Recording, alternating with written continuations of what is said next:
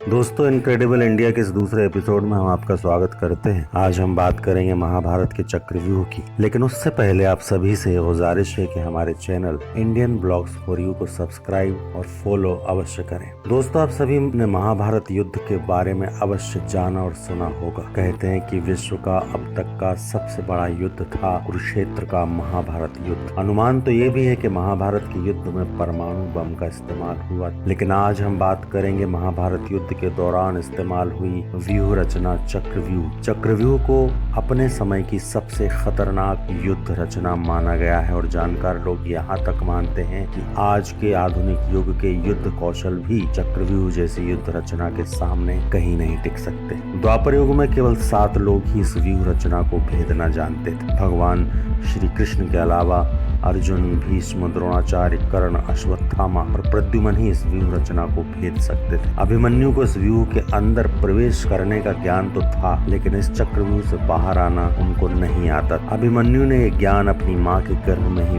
प्राप्त कर लिया था, किंतु वो इससे निकलने का मार्ग नहीं जान पाए थे। अतः जब युद्ध में अभिमन्यु ने इसमें प्रवेश किया तो उसने 6 द्वार को तोड़ दिया, लेकिन 7वें द्वार पर कौरव पक्ष के सभी महारथियों ने मिलकर उनका वध कर दिया था।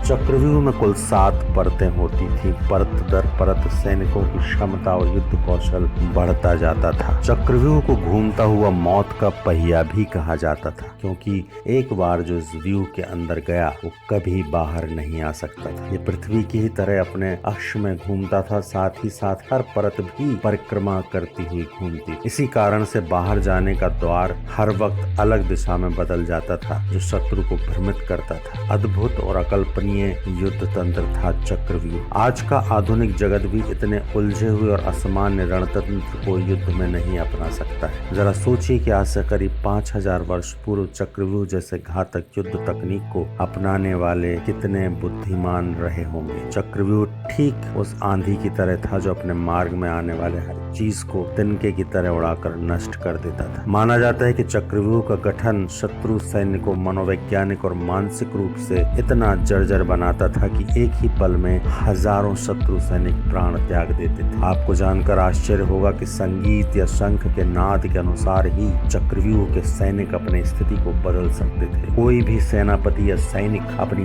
मनमर्जी से अपनी स्थिति को बदल नहीं सकता था। अद्भुत था कुरुक्षेत्र का महाभारत युद्ध, और उस युद्ध में भी अद्भुत थी चक्रव्यूह की रचना। सदियों पूर्व ही इतने वैज्ञानिक रीति से अनुशासित रणनीति का गठन करना सामान्य विषय नहीं है। महाभारत के युद्ध में कुल 3 बार चक्रव्यूह का गठन किया गया था, जिनमें से एक में अभिमन्यु की मृत्यु हुई थी और अर्जुन ने कृष्ण की कृपा से चक्रव्यूह को भेद कर जयद्रथ का वध किया। हमें गर्व होना चाहिए कि हम उस देश के वासी, इस देश में सदियों पूर्व के विज्ञान और तकनीक का अद्भुत निदर्शन देखने को मिलता है। दोस्तों, आशा होगी कि आपको हमारा ये एपिसोड चक्रव्यूह पसंद आया होगा। अगर आपको पसंद आया तो इसको लाइक करें, शेयर करें और हमारे चैनल को सब्सक्राइब और फॉलो जरूर करें।